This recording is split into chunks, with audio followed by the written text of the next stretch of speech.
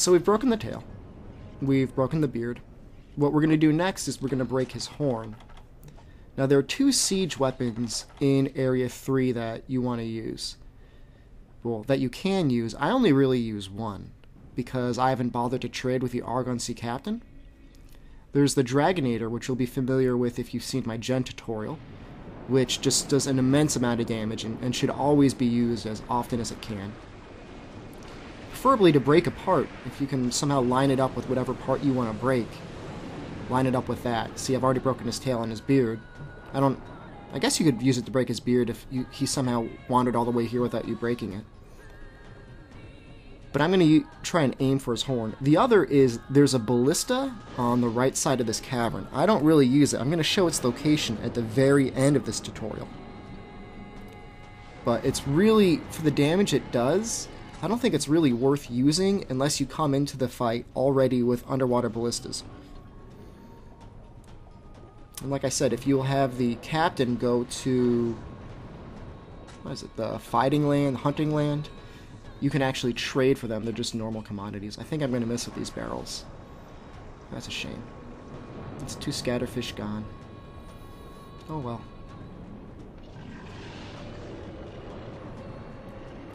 I'm going to do something a little incorrect here. He will move towards you slightly when he's not in rage mode, but there's a reason why Cha-Cha gives you the advice of he's enraged, use the Dragonator, and that is because he will come right up to you when he's enraged. So I'm just going to kind of sit here and look at him blankly for about maybe 30 seconds to a minute. I'm like, yeah, he's coming! But I think he stopped short. And it upsets me greatly. He's like sitting there taunting me. Right outside of Dragonator range. Okay, so I'm going to go pay him back for this. Because he's a jerk.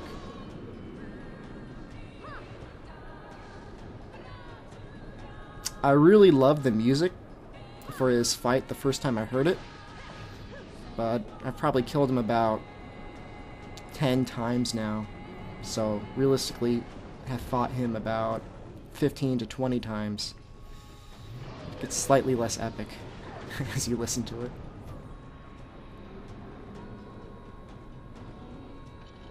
Again, if you've got any sort of upgraded armor whatsoever, he's really not going to be doing all that much damage to you, even with his stronger attacks.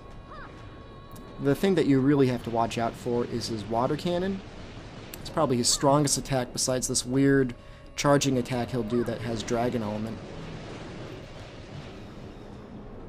Alright, good, he's in rage mode. And he hit me with his head.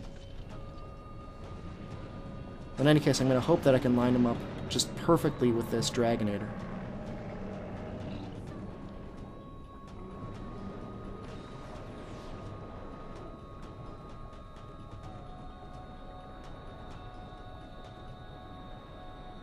If you're using the classic controller, you activate the Dragonator by pressing A without a weapon out. However, be careful if you have the lance, because if you're holding down R and you press A, you will not go into an immediate guard. You will instead just start using the Dragonator, which is really sad if you accidentally use it if you're trying to block his water beam there. That's why when you saw me earlier, I didn't try to block on it, I just tried to evade it, because I would have just wasted it. Okay, this is really the ideal scenario, him trying to come up at you from underneath. Perfect.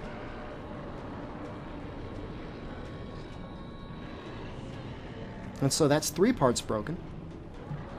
I'm not sure exactly what sort of rewards you get for breaking his back. I don't really focus on it as much because I think it only gets you like an extra scale. I'm sure someone's going to come in and correct the... come in with a ton of comments at some point after this and saying, "How dare you not break the back?" Because who knows, maybe you can get a deep dragon gem from it. I don't know. I'll have to check after the narration's over. But generally speaking, you'll break it just in the course of going back and forth over him with attacks and with their lance charges.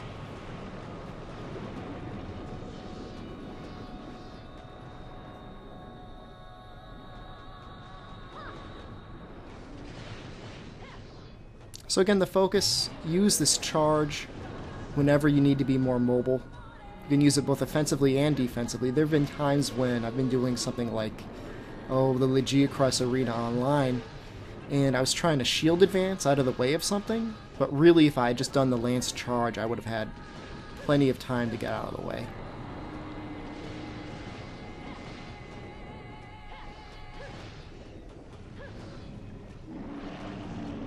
Now something I do with the Lance underwater, rather than counter cancel, I generally try to evade.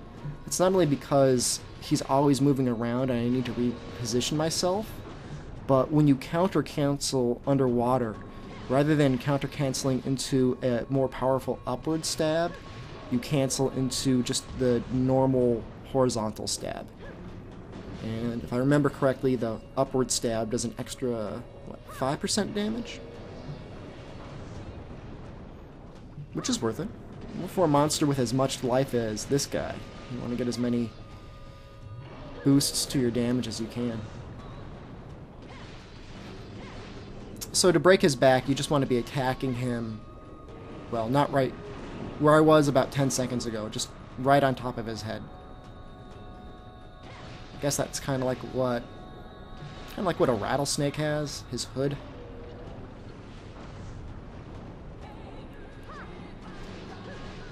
I'm doing a decent enough job at evading his little tail slams. I'm kind of lucky that he's just using those because it's a little difficult for him to hit you with them. And not only that, but he really just telegraphs them like a mile away.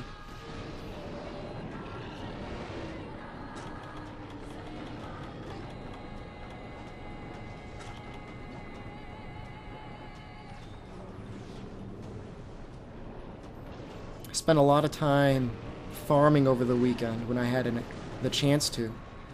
I actually found out a really great trick. I'm just going to start talking about random elements of the game now while you can just observe me fighting Ceadeus. A really great trick is if you... Okay, how does it work? With the Argosy Captain, if you will trade for him for sharpened fangs, occasionally the trader online will be trading sharpened fangs for honey. And so with just a little work of using whatever extra commodities you've gotten from fishing. I mean, you should have plenty of them as long as you're using the fish finders.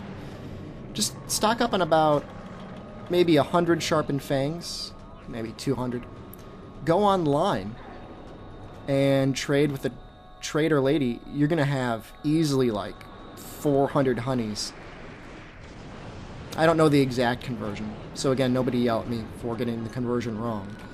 But certainly if you have a ton of commodities like your fish that you aren't using for anything else, it's probably one of the most useful things to use it on. That way you can save your actual farming for things that are a bit more useful like, guide bugs or mite seeds.